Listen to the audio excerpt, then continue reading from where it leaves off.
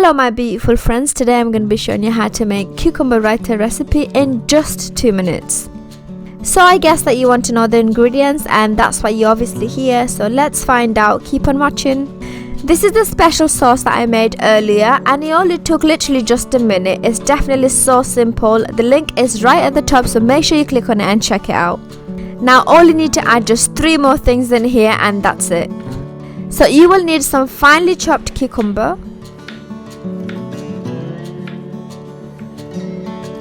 half a teaspoon of chaat masala, and a quarter teaspoon of roasted cumin powder. Now let's add the chopped cucumber in here and combine it all. Don't forget to check out my onion bhaji recipe because it will be perfect to go with this, and also my chicken kebab recipe or my lamb chops recipe.